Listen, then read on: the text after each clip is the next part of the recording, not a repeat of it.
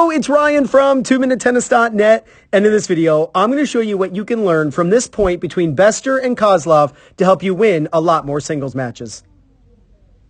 So first, a big thank you to Matt Lynn for allowing me to use this video. Thanks, Matt. He has an amazing channel, both college and pro footage, so make sure you check out Matt Lynn's channel. His link is in the description below. So let's check out this video. Here we've got Bester, here we've got Kozlov, and we're just going to watch this point in its entirety, and then we'll analyze it.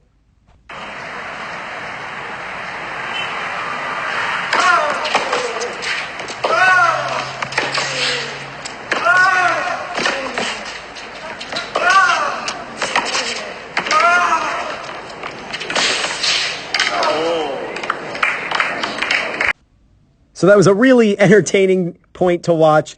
All right, so first, let's check out the return of serve. So you want this pre-movement forward into the return. So let's see if he does that. Here's Bester, watch this. So watch, he's got pre-movement forward. So that's what you want. You want to be stepping in and split stepping. That's the split step that you're going to make. And you need to time that so you're landing the split step just after the opponent makes contact. Check this out. This is what I teach people. You want to be in the air as the opponent makes contact. So there's Kozlov making contact with the serve right there. And you can see Bester is in the air. And then he lands after the ball is hit. And the reason you want to do that is it synchronizes your brain with when your feet hit the ground. So your brain recognizes where to go as your feet hit the ground, and it helps you explode in any direction you need to. So then he turns, hits a great return of serve, one-handed return, really short backswing, really short follow-through.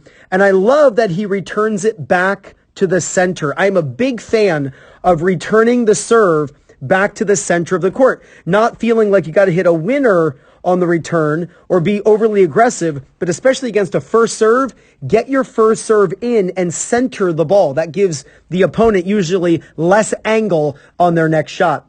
He then starts to recover back facing forward, and Kozlov does a smart thing by hitting it into the open court. So he hits it into the open court, cross court. Now here's where Bester gets in a little bit of trouble. You can see that he's running backward away from the baseline a little bit. So he's not running perfectly parallel along the baseline, but he's moving back ever so slightly. So he's losing ground a little bit behind the baseline. He hits the ball really hard. He hits this ball really hard moving off the court. And when he does that, he ends up being completely off the court as Kozlov is about to hit this ball. I mean, he's got this whole area of the court to just blast the ball into. Luckily, he does get back into position. Kozlov hits a great shot down the line, but Kozlov's ball lands short. Watch where this ball lands. It lands short just past the service line. That gives Bester a chance to really be able to play this ball. I know for a fact Kozlov wishes he could have hit this ball deeper and gotten Bester in a lot more trouble. But he doesn't. He hits the ball short. Bester is able to hit this ball. And this is really where the point turns. Throughout this point so far, you've got the serve. It's a good serve. The return is back down the middle for safety and for, being consistent.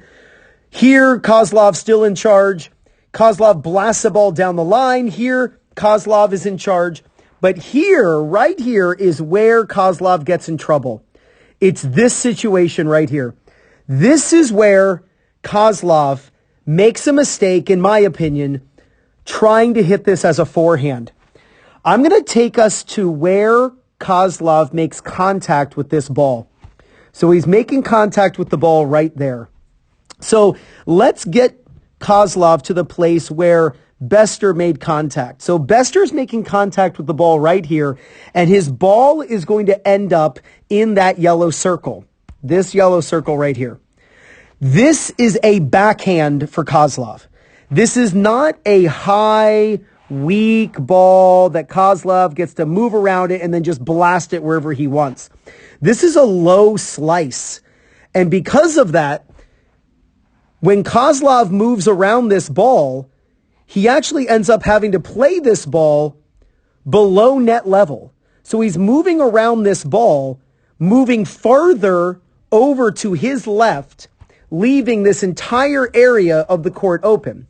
So by moving around the ball, he really doesn't have a good choice. He can hit the ball down the line, But if he hits the ball down the line, that's the direction that Kozlov is moving. Look at the direction Bester is moving. Bester here is moving to his right. So if Kozlov hits the ball here, Bester moves over and blasts it for a cross-court pass.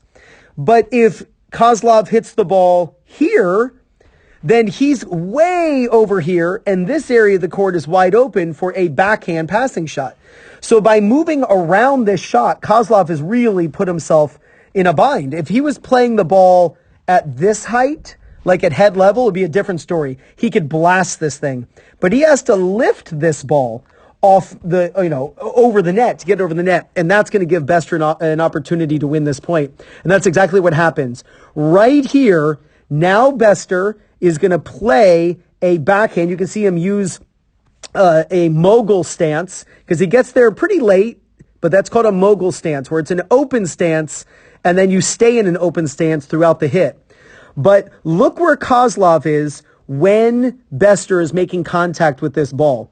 As you know, and we've made videos on this, when your opponent is over here and you're at the net, you need to be right there. That's bisecting where your opponent can hit the ball. Well, Kozlov is nowhere near there. So Kozlov is about 6 feet too far to the left on the court, which is leaving a wide open backhand down the line. But again, that's because Kozlov ran around that ball to make it a forehand. He should never have done that. If he would have just hit it as a backhand, he could have hit it anywhere. He could have hit it down the line or cross court and he would have been fine because he was not going to be out of position. But here he's out of position. So Bester hits the ball down the line and now Kozlov is way in trouble on this ball. Now, when you see your opponent in this situation, you want to assume they're going to hit the volley short. So Bester should not recover laterally, but rather he should recover inside the court. And that's exactly what he does.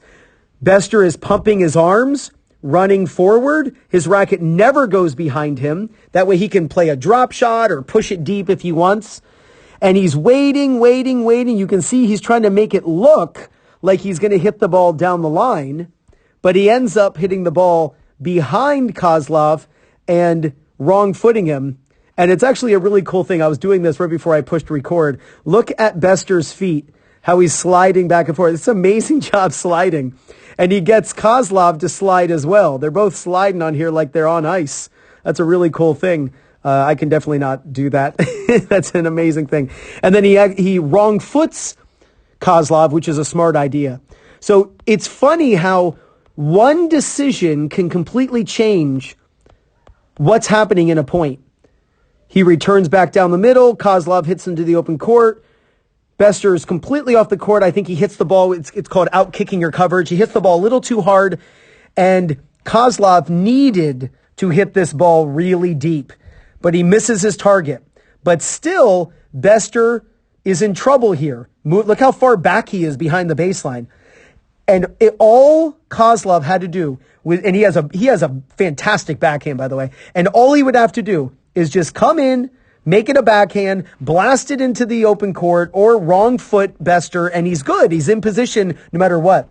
But man, he runs around this ball, and now he's playing the low ball. And now this is where the whole thing turns. And now he's out of position for the down the line. He tries to hit a drop volley, but Bester was smart to immediately run forward. Whenever you get your opponent in trouble at the net, you should immediately run forward. And then Bester is able to wrong foot Kozlov for the point. All right, let's watch this point in its entirety 3 times. And I want you to look for the change in the tide and when Bester was in trouble and then all of a sudden Kozlov was in trouble. Let's watch it 3 times in a row. And I want you to look for the ideas that we've talked about.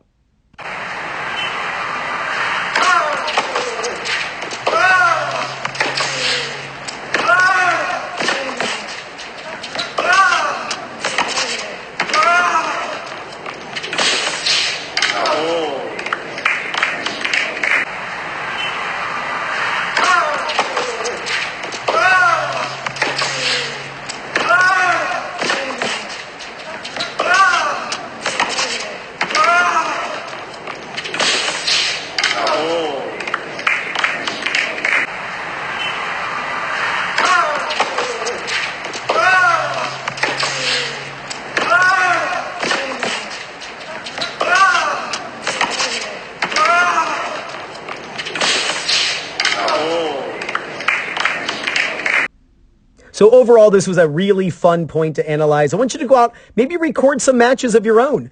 Record yourself playing and analyze your movements and where you hit the ball. And maybe think about some things you could change about your game to play your best tennis. This is Ryan Reedy from 2minutetennis.net. You got this.